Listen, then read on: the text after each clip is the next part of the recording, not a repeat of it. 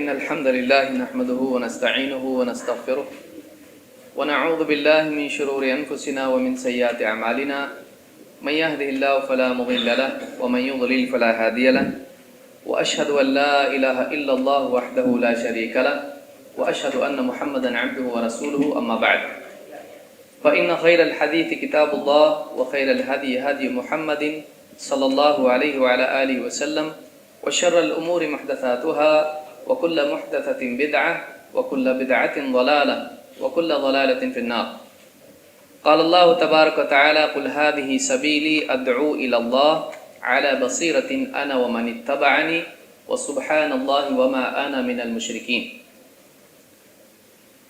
مجلس میں موجود صدر محترم، دیگر علماء کرام اور ذمہ داران، یہ ایک بہت ہی مبارک مجلس ہے جس میں ہم سب آج جمع ہیں، اور ائمہ و دعات کے لیے اس طرح کی بزم کا سجانا اور سب کو جمع کرنا یہ ایک بہت بڑی خیر اور دعوت کے فروغ اور دعوت کے بڑھنے کا ذریعہ ہے۔ اللہ رب العالمین نے محمد رسول اللہ صلی اللہ علیہ وسلم کو اس بات کا حکم دیا کہ آپ لوگوں سے بیان کر دیں کہ یہ میری راہ ہے، قل هذه سبیلی ادعو الی اللہ، میں اللہ کی طرف بلاتا ہوں، دعوت دیتا ہوں، علی بصیرت، بصیرت کے ساتھ، بصیرت کی بنیاد پر، انا ومن اتبعنی، خود میں بھی اور وہ بھی جو میری پیروی کرتے ہیں، اتباع کرتے ہیں، وسبحان اللہ، اور اللہ تعالیٰ تمام عیوب سے، شرک سے، ہر قسم کی برائی سے پاک ہے، وما انا من المشرکین، اور میں مشرکین میں سے نہیں۔ یہ سورہ یوسف کی آیت ہے جس میں اللہ رب العالمین نے نبی کریم صلی اللہ علیہ وسلم کو ایک بہت ہی اہم حکم دیا ہے، اور یہ آپ کے زندگی کا مقصد ساری انسانیت کے سامنے بیان کرنے کی تلقین آپ کو کی گئی۔ اللہ تعالیٰ نے فرمایا قل هذه سبیلی، آپ کہیں کہ یہ میری سبیل ہے۔ ابن عباس اور بعض دیگر مفسرین کہتے ہیں کہ یہاں پر سبیلی سے مراد سنتی و منہاجی ہے، کہ یہ میرا راستہ ہے، سے مراد یہ ہے کہ یہ میری سنت ہے اور یہ میرا منہج ہے۔ اس سلسلے میں ابن الجوزی رحمۃ اللہ علیہ یہی کہتے ہیں سبیلی ای سنتی و منہاجی۔ زاد المسیر میں ابن الجوزی نے یہ بات بیان کی ہے، اور آپ جانتے ہیں کہ سنت اس عمل کو کہتے ہیں، سنت کے معنی ہے الطریقۃ مسلوکہ، ایسا راستہ جس پر چلا جائے، جس پر چلا گیا۔ اللہ کے نبی صلی اللہ علیہ وسلم کی زندگی کی دائمی سنت، آپ کی زندگی کا دائمی وظیفہ، جس کے لیے آپ کو اللہ رب العالمین نے سارے بندوں میں سے چنا اور ساری انسانیت کے لیے بھیجا، ان کے لیے رہنما بنایا، اور جس کا اہتمام آپ اپنی زندگی میں آخری دن تک کرتے رہے۔ یہ وہی وظیفہ ہے جس کو ہم دعوت کہتے ہیں، اللہ کی طرف دعوت دینا، اللہ کی طرف بلانا۔ اللہ تعالیٰ نے نبی کریم صلی اللہ علیہ وسلم سے فرمایا کہ آپ لوگوں کو بیان کریں کہ یہ جو میرا عمل ہے یہ میرا دائمی وظیفہ ہے، هذه سبیل ادعو الی اللہ، میں اللہ کی طرف بلاتا ہوں، میں اللہ کی طرف بندوں کو بلاتا ہوں، اللہ کی عظمت کی طرف۔ وربک فکبر، پہلی ہی وحی میں شروعات کی بعض آیتوں میں اللہ تعالیٰ نے نبی کریم صلی اللہ علیہ وسلم کو حکم دیا کہ یا ایھا المدثر قم فانذر، اے چادر میں لپٹنے والے آپ کھڑے ہو جائیے اور لوگوں کو خبردار کیجیے۔ وربک فکبر، اور آپ اپنے رب کی بڑائی بیان کیجیے۔ ادعو الی اللہ، میں لوگوں کو اللہ کی طرف بلاتا ہوں، اللہ تعالیٰ کی توحید کی طرف بلاتا ہوں، ایک اللہ کی عبادت کی طرف بلاتا ہوں، اللہ کی صحیح معرفت کی طرف بلاتا ہوں، اس لیے کہ یہود و نصارہ نے اللہ رب العالمین کے بارے میں ایسی باتیں گھڑ رکھی تھیں، ایسے اعتقادات بنا رکھے تھے جس سے اللہ تعالیٰ کی ذات اور اس کی صفات میں عیب پیدا ہوتا تھا۔ اللہ کے بیٹا مان لینا، اللہ کو تین میں کا تیسرا ماننا، اور اسی طرح سے اللہ تعالیٰ کی محتاجی کا ذکر کرنا، جیسے آج بھی ان کی کتابوں میں لکھا ہوا ہے کہ اللہ تعالیٰ نے 6 دنوں میں آسمان و زمین کو پیدا کیا، اور اس کے بعد 7ویں دن آرام کیا اور پھر سے تر و تازہ ہو گیا۔ یہ آج بھی ان کی کتاب میں لکھا ہوا ہے، قرآن میں اس کی تردید کی گئی، وَلَقَدْ خَلَقْنَا السَّمَاوَاتِ وَالْأَرْضَ وَمَا بَيْنَهُمَا فِي 6 أَيَّامٍ وَمَا مَسَّنَا مِن لُغُوبٍ۔ ہم کو تھکن نے چھوا تک نہیں، اللہ نے فرمایا۔ تو میں اللہ کی طرف بلاتا ہوں، اس اللہ کی طرف بلاتا ہوں جو تمام عیوب سے پاک ہے، وہ اپنی ذات و صفات میں یکتا ہے، قُلْ هُوَ اللَّهُ أَحَدٌ وَلَمْ يَكُنْ لَهُ كُفُوًا أَحَدٌ، جس کی برابری کا کوئی نہیں ہے، اس ایک اللہ کی طرف بلاتا ہوں۔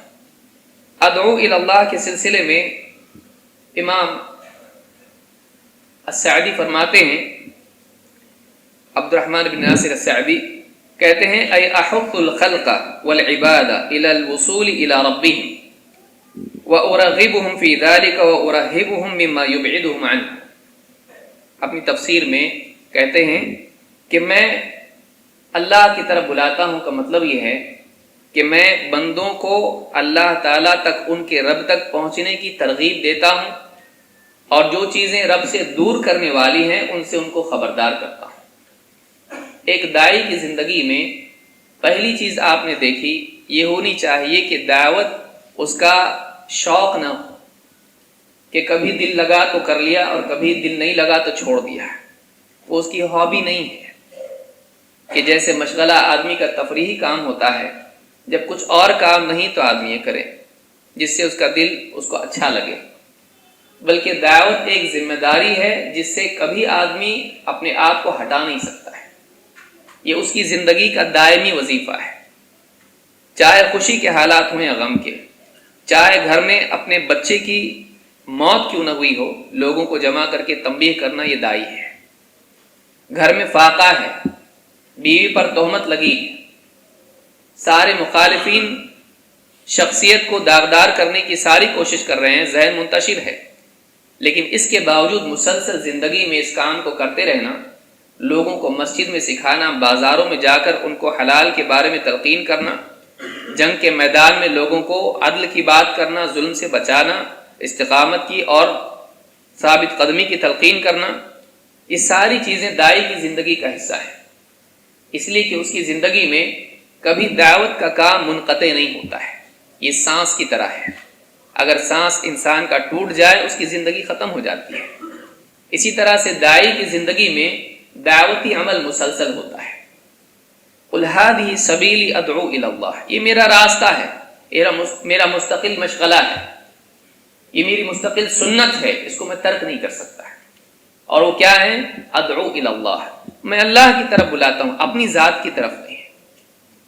میں اپنی ذات کی بڑائی لوگوں کے سامنے بیان نہیں کرتا ہوں، بلکہ میں کہتا ہوں قل انما انا بشر مثلکم یوحی الی انما الہکم الہ واحد فمن کان یرجو لقاء ربہ فلیعمل عملا صالحا ولا یشرک بعبادۃ ربہ احدا۔ کہ اپنی بشریت کا اقرار اور اللہ رب العالمین کی الوہیت کا اظہار۔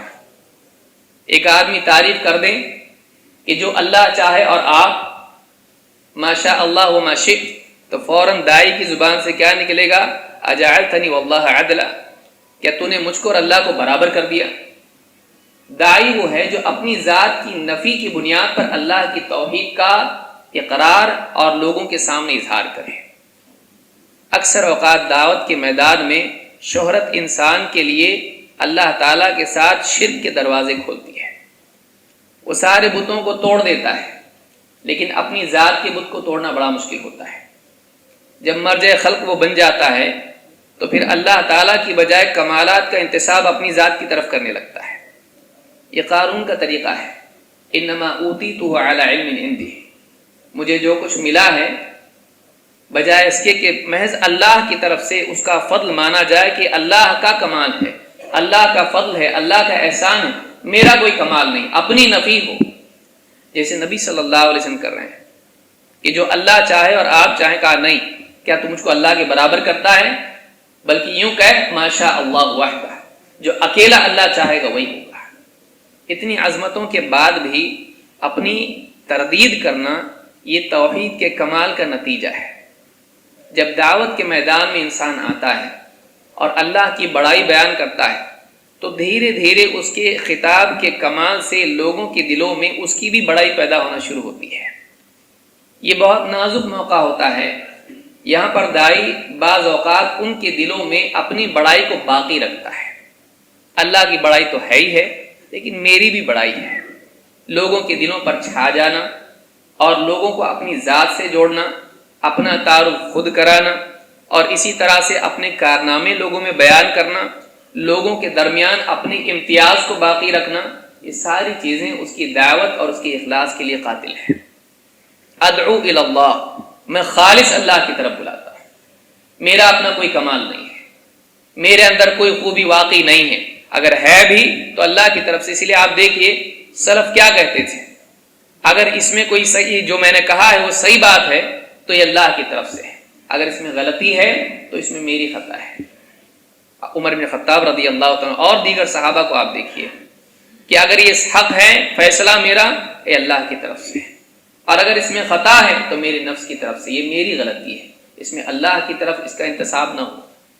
یہ دعوت ہے کہ ایک انسان لوگوں کو اللہ سے جوڑنے والا بنے، گھر میں، مسجدوں میں، بازاروں میں، ملنے والوں میں اللہ کی بڑائی بیان کرے، اللہ کی عظمت، اللہ کی قدرت، اللہ تعالیٰ کے احسانات، اللہ تعالیٰ کے انعامات، اللہ تعالیٰ کی قیامت کے دن عظمت کا احساس لوگوں کے دلوں میں پیدا کرے۔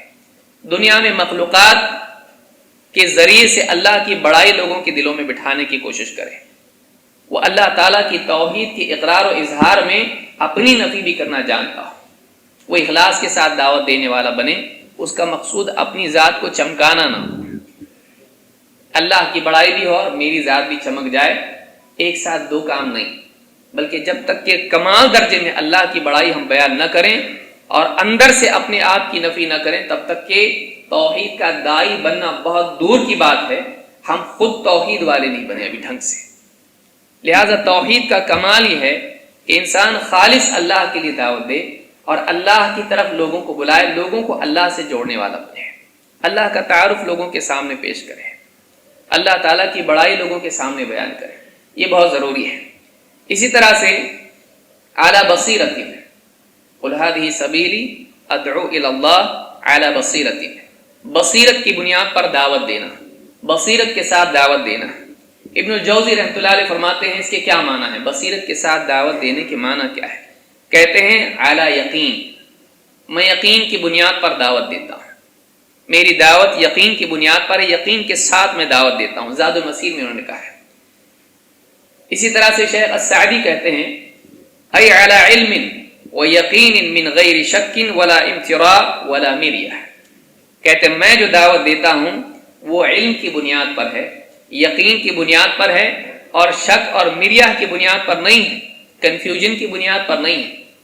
اس سے معلوم ہوتا ہے کہ داعی کی دعوت میں دو چیزیں بنیادی ہونی چاہیے، ایک تو یہ کہ اس کی دعوت علم کی بنیاد پر ہو، محض گمان کی بنیاد پر نہ ہو، ذاتی فلسفوں کی بنیاد پر نہ ہو، اس کے پاس علم ہو، اور علم وہ ہے جو اللہ کی طرف سے آئے، علم وہ ہے جو رسول کی طرف سے آئے، اللہ اور اس کے رسول صلی اللہ علیہ وسلم کا دیا ہوا علم، اس علم کی بنیاد پر وہ لوگوں کو دعوت دے، اور اس علم کی دعوت دینے میں اس کے پاس یقین بھی ہو، اس لیے کہ داعی کے دل میں اگر یقین ہے اس کی زبان میں یقین پیدا ہوگا، اور اس کی زبان کا یقین لوگوں کے دلوں میں یقین پیدا کرے گا۔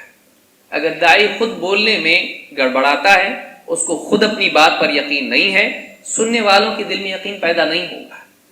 لہذا داعی کا علم پختہ ہو، اور اس پختہ علم کے نتیجے میں وہ پہلے خود یقین کرنا سیکھے، پھر قوم کو یقین دلانے کی کوشش کرے۔ انسان اگر خود یقین کرنے والا نہ ہو، وہ دوسروں کو یقین کی طرف نہیں لا سکتا ہے۔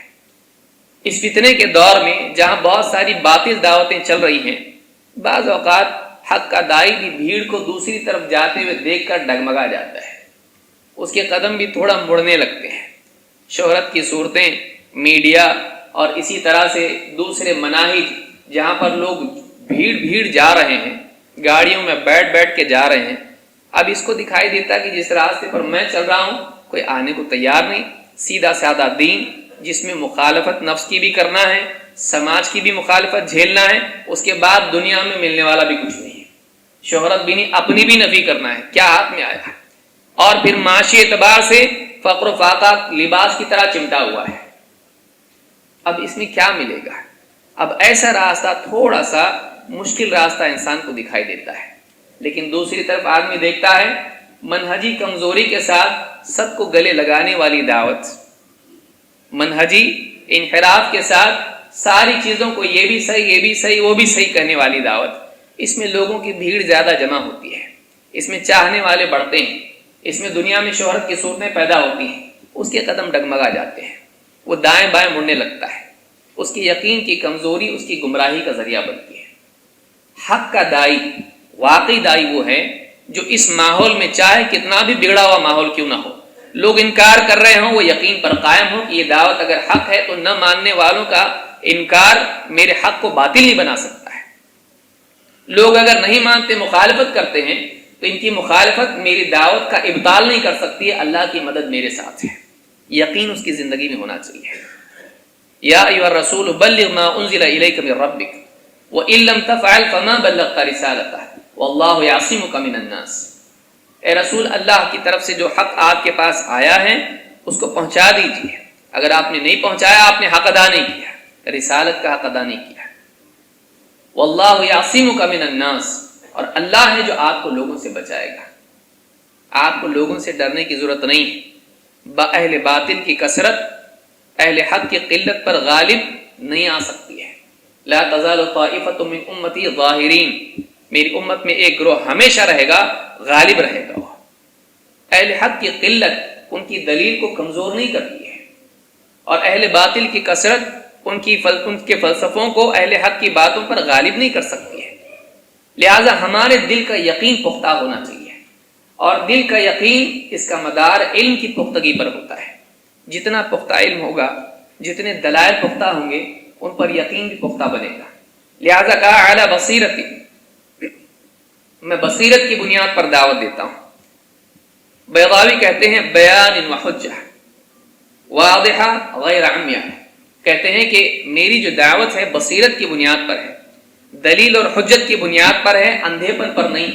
آنکھ بند کر کے لوگوں کے پیچھے چلنا یہ میری دعوت یہ نہیں ہے، بلکہ بیان اور حجت کی بنیاد پر میں دعوت دیتا ہوں. میرے پاس قاطع دلیل ہے، میرے پاس حق کی وضاحت ہے. معلوم ہے کہ داعی کو اپنی بات وضاحت کے ساتھ پیش کرنے آنا چاہیے، اس کے پاس دلائل ہونے چاہیے. اسی طرح سے امام البغوی کہتے ہیں البصیرۃ ہی المعرفہ التی یمیز بها بین الحق والباطل. بصیرت ہے کیا؟ اپنی تفسیر میں امام البغوی کہتے ہیں کہ بصیرت اس معرفت کو کہتے ہیں جس کے ذریعے انسان حق اور باطل میں تمیز کرتا ہے. ایسی معرفت داعی کے پاس ہونا چاہیے کہ وہ فتنے کے دور میں کنفیوز نہ ہو جائے، یہ صحیح ہے یا یہ صحیح ہے. جیسے شیخ نے بھی بتلایا، داعش کے سلسلے میں کئی لوگ کنفیوز ہو گئے ہیں، حتیٰ کہ بہت سارے ندویوں نے یہاں سے امیر المؤمنین کہہ کے ان کو خط لکھا. بہت سارے لوگوں نے بعد میں توبہ بھی کی اور اپنی صفائی دینے لگے. یہ حق کی داعی نہیں ہے کہ جو کبھی کچھ اور کبھی کچھ ہوتے ہیں. ہمارے علماء کو آپ دیکھیے، پہلے دن سے جیسے وہ دعوت سامنے آئی انہوں نے فوراً کہا. شیخ عبد المحسن العباد نے کہا، کسی نے پوچھا کہ فلاں شخص نے داعش میں ابو بکر البغدادی سے بیعت کی ہے، کہا ایک شیطان نے اپنا ہاتھ دوسرے شیطان کے ہاتھ میں دیا ہے. ابھی ساری دنیا اس کا انکار بھی نہیں کی ہوئی ہے. ہمارے علماء جانتے ہیں یقین اور برہان اگر انسان کے پاس ہو تو اس کی بات میں پختگی اور تیزی آتی ہے، وہ وقت سے پہلے بتاتا ہے. واقعی فقی وہ ہے. فقی اور عوام میں فرق کیا ہے؟ فقی وہ ہے کہ جب فتنہ آ رہا ہوتا ہے وہ جان لیتا ہے، اور عوام جب فتنہ جا چکا ہوتا ہے تب سمجھ میں آتا ہے کہ فتنہ تھا. تو مصیبتوں کے آنے سے پہلے ان کے بہت سارے اثرات ہوتے ہیں جن سے انسان کو پہچان لیتا ہے. اہل علم کی یہ علامت ہوتی ہے. داعی ایسا ہونا چاہیے کہ اس کے اندر بصیرت ہونی چاہیے، اس کے پاس حکمت ہونی چاہیے. اسی طرح سے انا ومن اتبعنی، اللہ تعالیٰ نے فرمایا میں بھی اور میری اتباع کرنے والے بھی. علماء نے کہا کہ یہاں پر ابن زید کہتے ہیں کہ حق علی من اتبعہ ان يدعو الى ما دعا الیہ ویذکر بالقرآن، کہ جو آدمی اللہ کے نبی صلی اللہ علیہ وسلم کی واقعی اتباع کرتا ہے اس پر لازم ہے کہ جس چیز کی طرف اللہ کے نبی صلی اللہ علیہ وسلم نے دعوت دی ہے وہ خود بھی اس کی طرف دعوت دے اور لوگوں کو قرآن کے ذریعے سے نصیحت کرے۔ امام البغوی نے اپنی تفسیر میں اس کو ذکر کیا ہے کہ جو انسان واقعی نبی صلی اللہ علیہ وسلم کی اتباع کرنے کا دم بھرتا ہے اس کو چاہیے کہ یہ نہیں کہ بس وہ نماز اور مسواک اور ذکر اور تلاوت ہی میں اتباع کا اہتمام کرے، بلکہ اللہ کے نبی صلی اللہ علیہ وسلم کی عبادات کے ساتھ ساتھ آپ کی زندگی کے دائمی وظیفے کا بھی وہ اہتمام کرے۔ کمال اتباع یہ ہے کہ نبی کریم صلی اللہ علیہ وسلم کے مقصود میں بھی آپ کی اتباع کرے، آپ کی زندگی کے مقصد میں بھی آپ کی زندگی کے مقصد کو اپنی زندگی کا مقصد بنائے۔ یہ کمال اتباع ہے کہ اس کے گھر میں وَاذْكُرْنَ مَا يُتْلَى فِي بُيُوتِكُنَّ مِنْ آيَاتِ اللَّهِ وَالْحِكْمَةِ، اس کے گھر کا حال یہ ہو کہ اللہ کی آیتیں اور حکمت کی بات، نبوی حکمت اس میں بیان ہوتی ہے۔ بازاروں میں وہ لوگوں کو تلقین کرتا ہو، مسجد کے اندر بیٹھ کے وہ لوگوں کو دین سکھاتا ہو، سفر میں اگر ہے تو لوگوں کو دین سکھاتا ہو، بچوں کو اپنے ساتھ سوار کرتا ہو تو کہے یا غلام انی اعلمک کلمات، اے بچے میں کچھ چیزیں تجھ کو سکھاتا ہوں۔ کسی کے ساتھ بچوں کے ساتھ بیٹھ کے کھانا کھائے تو کہے سم اللہ وکل بیمینک وکل مما یلیک، اس کی زندگی ہر اعتبار سے تعلیم کا ذریعہ بن جائے، وہ جہاں بھی ہو لوگوں میں اپنے قول اور اپنے عمل کے ذریعے سے علم بانٹنے والا بنے، اس کی زندگی خود عمل اور دعوت بن جائے، اس کی زندگی کا عمل خود دعوت بن جائے۔ ومن احسن قولا ممن دعا الى الله وعمل صالحا وقال انني من المسلمين، اس سے بہتر کس کی بات ہو سکتی ہے جو لوگوں کو اللہ کی طرف بلائے، جو اللہ سے لوگوں کو جوڑے، اللہ کی عظمت لوگوں کے دلوں میں بٹھائے، اللہ کی عبادت کی لوگوں کو دعوت دے، اللہ کے آگے جھکنے والا بنائے، اللہ کی عظمت کا اعتراف ان کو کرنے والا بنائے، اور خود بھی نیک اعمال کریں۔ اللہ کی عبادت کی دوسروں کو اگر دعوت دیتا ہے اس کی زندگی میں بھی عبادت ہو، نماز کی تلقین دوسروں کو کر رہا ہے اس کی زندگی میں نماز کامل درجے میں ہو، فرائض کے ساتھ ساتھ نوافل کا اہتمام اس کی زندگی میں ہو۔ اسی طرح سے دوسرے اعمال اگر اللہ کی طرف بلانے والے، اللہ کے آگے جھکنے والے لوگوں کو بتلا رہا ہے، اس کی بھی زندگی میں ہونا چاہیے۔ عوام سے زیادہ علم والا اگر عمل کرے گا عوام اس کو دیکھ کر اس کے ساتھ عمل کرنے والی بنتی ہے، لیکن اہل علم کی زندگی میں تقصیر اگر عوام دیکھتی ہے تو اپنی بے عملی کے لیے ان کی بے عملی کو ڈھال بنا دیتی ہے، ان کی ذرا سی تقصیر اپنے آپ کو کبائر میں ڈالنے کے لیے بھی ان کے لیے کوئی شرم محسوس نہیں کرتے ہیں۔ عالم کا حوالہ دیتے ہیں کہ فلاں صاحب ایسا کرتے ہیں، اور اپنے حرام جتنے بھی کام ہیں ان کے لیے سہارا اور دلیل عالم کی کسی ایک چھوٹی سی بات کو بنا لیتے ہیں۔ عالم اپنے آپ کو آئینے میں اتنا نہیں دیکھتا جتنا لوگ اس کو دیکھتے ہیں، لہذا داعی ایک طرف وہ لوگوں کو اللہ سے جوڑنے والا بنے، اگر وہ لوگوں سے کہہ رہا ہے فَفِرُّوا إِلَى اللَّهِ، دوڑو اللہ کی طرف، اس کی دوڑ دوسروں سے تیز ہونا چاہیے، ورنہ لوگ اس کو آہستہ آہستہ دوڑتے دیکھ کر شک کریں گے کہ شاید یہ ہم کو کچھ کہہ رہا ہے اور کہیں اور جانا چاہتا ہے۔ داعی کی دوڑ اللہ کی طرف دوسروں کے مقابلے میں زیادہ ہونی چاہیے۔ اللہ کے نبی صلی اللہ علیہ وسلم کو آپ دیکھیے، آپ صلی اللہ علیہ وسلم رات میں لمبا لمبا قیام کرتے، لوگوں نے کہا اللہ کے رسول آپ اتنا لمبا قیام کرتے ہیں کہ آپ کے پاؤں میں ورم آ جاتا ہے، حتی تورمت قدما۔ آپ نے کہا افلا احب ان اکون عبدا شکورا، کیا میں اللہ کا شکر گزار بندہ نہ بنوں؟ اللہ کے نبی صلی اللہ علیہ وسلم کو صحابہ کہہ رہے ہیں کہ آپ اتنا مجاہدہ کیوں کرتے ہیں؟ غور طلب چیز یہ ہے جبکہ آپ کی مغفرت ہو چکی ہے، آپ کا مرتبہ کتنا اعلیٰ ہے، لیکن آپ کا حال یہ ہے کہ گھر میں نماز پڑھنے کے لیے جگہ نہیں ہے، لیکن آپ اس کے باوجود نماز نہیں چھوڑتے ہیں۔ سجدے میں جاتے ہیں تو حضرت عائشہ ام المؤمنین عائشہ رضی اللہ تعالیٰ کے پاؤں پہ ہاتھ مارتے ہیں، آپ پاؤں سمیٹ لیتی ہیں اور ویسی پڑی رہتی ہیں جنازے کی طرح چپ چاپ، اور اللہ کے نبی صلی اللہ علیہ وسلم لمبے لمبے سجدے کرتے ہیں، اس کے بعد سجدے سے جب اٹھتے ہیں قیام میں جاتے ہیں تو پاؤں پہ مار دیتے ہیں اور پھر اپنا پاؤں لمبا کرتی ہیں۔ اتنی تنگی کا حال گھر میں ہے لیکن آپ کی نماز نہیں چھوٹتی ہے تہجد کی۔ آپ غور کریں، عمل زندگی میں اللہ کے نبی صلی اللہ علیہ وسلم کی تھا، یہی وجہ ہے کہ آپ کے صحابہ کی زندگی میں بھی وہی چیز تھی۔ سیماہم فی وجوہہم من اثر السجود، ان کے چہروں پر سجدوں کی کثرت کی وجہ سے اثر نمایاں ہے، ان کے چہروں پر رونق ہے راتوں کے جاگنے کی وجہ سے۔ تو یہ چیز زندگی میں ہو، علی بصیرۃ انا ومن اتبعنی، میں بھی اور میری اتباع کرنے والی بھی۔ نبی صلی اللہ علیہ وسلم کی اتباع آپ کے افعال میں بھی ہے، آپ کے اقوال میں بھی ہے، اور آپ کے مقاصد میں بھی ہے۔ آپ کے مقصود کو اپنا مقصود بنانا، یہ کمال اتباع ہے۔ اور زندگی بھر کے لیے اپنا دائمی وظیفہ بنانا یہ بہت مشکل کام ہے، لیکن یہی واقعی وہ چیز ہے جو ایک انسان کو عام عوام سے نمایاں کرتی ہے۔ جب لوگ اپنی زندگی میں لگے ہوں، لوگ بڑے بڑے اپنے کاروبار میں لگے ہوئے ہوں، یہ کر سکتا تھا، اس کے پاس ان سے زیادہ صلاحیت تھی، یہ ان سے زیادہ عقل مند ہے، لیکن اس نے اپنے آپ کو ایک ایسے میدان میں لگا دیا جس میں وہ کنگال رہے گا زندگی بھر، اور اگر اس کو مالدار بننا ہے تو دھوکے دینے پڑیں گے، لیکن وہ اس سے بچ کے اپنے آپ کو بچا کے اس فقر و فاقے والی زندگی پر باقی رکھے گا، جیسا کہ خود نبی صلی اللہ علیہ وسلم اور سلف نے کیا ہے۔ یہ بہت بڑی قربانی کی چیز ہے، یہ بہت بڑی قربانی کی چیز ہے، کوئی عام آدمی یہ نہیں کر سکتا ہے، اور اسی سے انسان کی زندگی میں واقعی درد پیدا ہوتا ہے، اسی سے واقعی اس کی بات میں قوت پیدا ہوتی ہے۔